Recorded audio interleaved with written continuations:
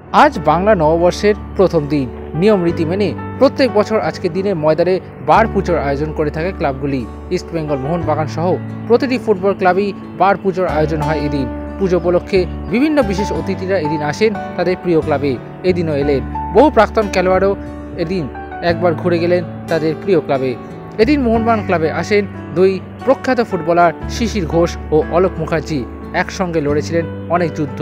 এর আগে বহুবার এসেছেন একসঙ্গে মোহনবাগান ক্লাবে প্রাক্তন খেলোয়াড় হিসেবে, কিন্তু এবার এলেন পারিবারিক বন্ধনে আবদ্ধ হয়ে। সম্পর্কে এখন অলোক মুখার্জি ও শিশির ঘোষ দুই বেয়াই জুটি। এদিন একসঙ্গে ঘুরে গেলেন ক্লাবে, সঙ্গে ছিলেন অলোক মুখার্জির ছেলেও। নববর্ষে দুই বেয়াইয়ের জুটি দেখল মোহনবাগান।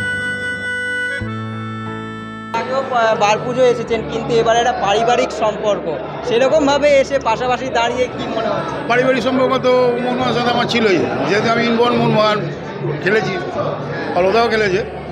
আর এই তো ছেলে আমার, অলকদার ছেলে মানে তো আমারই ছেলে। ঠিক আছে, খুব ভালো লাগলো। পারিবারিক সম্পর্কটা এখানেও বজায় আছে, ভালো লাগলো খেলার মাঠে। ভাই বার পুজোয় সবসময় বিরত, এখন ক্রাউডটা আরও বেড়ে গেছে, যেহেতু মোহনবাগান আজকে বেশি। তার কারণ হলো মোহনবাগান কালকে জিতলে চ্যাম্পিয়ন হয়ে যাবে। ভগবানের কাছে আশা করব এই ট্রফি যেন মোহনবাগানের ঘরে আছে।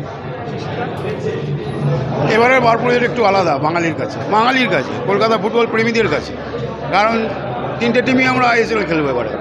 আর মোহনবাগানের সামনে চ্যাম্পিয়ন হওয়ার একটা হাতছানি। কালকে ম্যাচ আছে, মহাস্ফোরিন তো চ্যাম্পিয়ন হয়েই গেছে। ইস্টবেঙ্গল আগামী দিনে নিশ্চয়ই আমরা চ্যাম্পিয়নের আশা করব, ইস্টবেঙ্গলও চ্যাম্পিয়ন হবে। তো খুব ভালো লাগছে এবারের আমার এই পয়লা পঁচিশে এক্সট্রা টাইম।